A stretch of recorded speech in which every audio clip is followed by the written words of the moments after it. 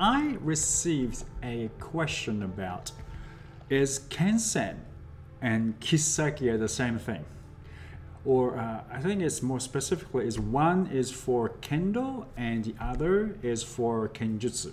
And some senses say kensaki, and some senses says kensen, and some senses says kissaki. Now I think kissaki is more like Iaido or Kenjutsu sensei uses it. And the reason is why we have so many ways to say, let's say, Kensaki, the tip of the sword. That's because one, Japan is long. Hayasuri is rapid, basically. Haya means fast or rapid. Suburi is empty cut, so rapid empty cut.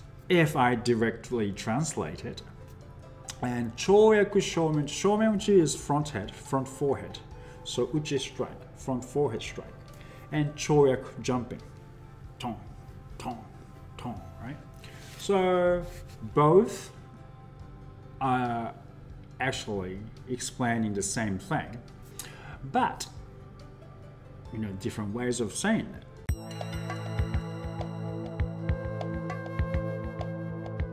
This is another example, but I want you to emphasize on this. Some people call small men strikes sashimen. Now, that term, sashimen, was used as a bad example of men strike long time ago when I was a kid. And it sounds like people started using it to explain small strike, small men strike. Sashimen, with sashi means stab. So like stabbing men. Now, I'm sure there was such technique back in old days, stabbing face. Of course, that is very effective if you're fighting, right?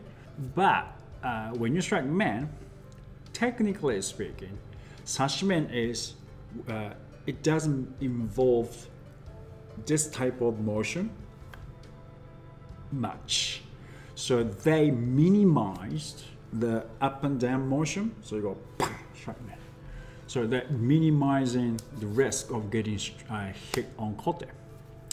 Now, that was very frowned upon when I was a kid. I'm talking about when I was a kid. I don't know now. All right, and the sashimen was a bad example, and I double checked with sensei. I even talked to All Japan Kendo Federation sensei.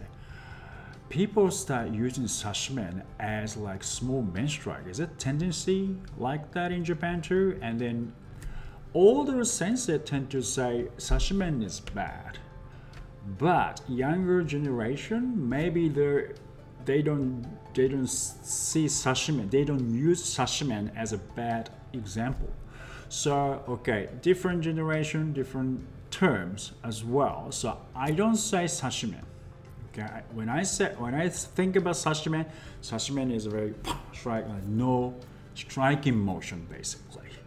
But probably time changed. I am an old generation now, so it may be different.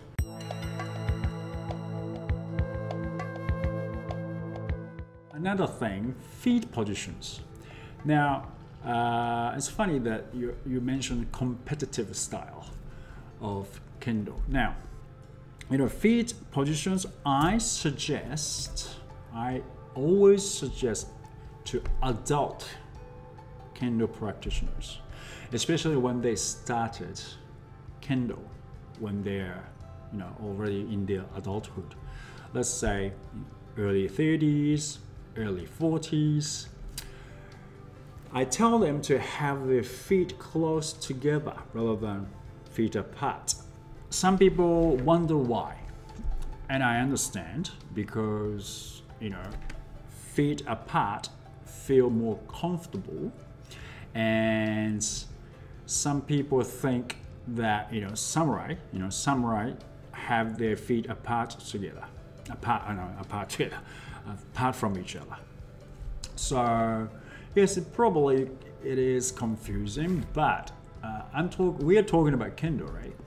Now, Kendo, we have one opponent. We just have to worry about one opponent right in front of us, and we don't have to worry about anyone else, right? Sideways.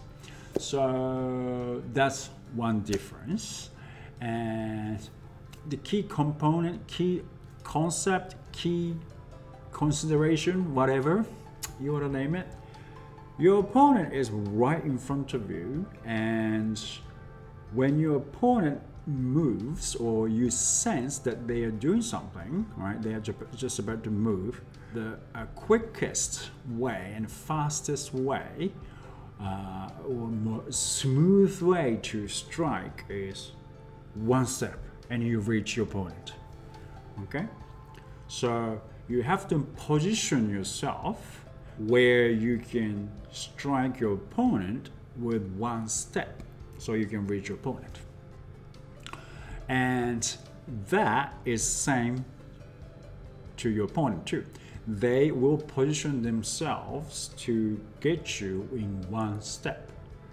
All right, and now this is different from, this is the point, that reason why I recommend adult Kendo practitioners to have their feet close to each other, because we cannot move like kids, younger people.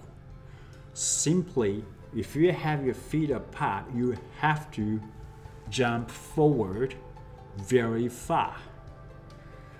The position of left foot, okay, position from the position where you position your left foot to your target is actual distance.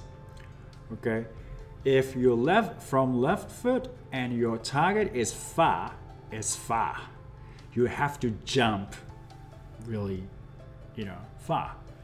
If your left foot is closer to your target, all you have to do, okay, is step forward. Okay, so you don't really need, if you need to jump forward, that means you need muscles. You have to have jumping abilities. Because of the nature of Kendo, I think for adults, if you think you cannot jump far with the left foot, okay, and I don't recommend to do that, because number one, most important thing for adult in Kendo, to me, I think, from my perspective, is harmonizing your Kendo, ki, energy, ken, a sword, and tai, body. Integrate them all together and then strike with good posture without putting extra stress on your body. Of course, as you get stronger, as you develop Kendo muscles, as you develop Kendo movement, smooth movement, of course you can train harder. But I don't think it's a good idea to try to push yourself like a teenager. You need to train, like you have to start maybe running. I don't recommend running, because one thing, I don't want you to get hurt. Running seems to be, if you don't run, if you haven't been running for the past few years or past 10 years, I don't think running is a good idea. It's just do something so your body will get used to the idea of exercising. So I think that's number one thing. Kendo is a lifelong discipline. So don't put a lot of pressure on yourself. It's a long journey.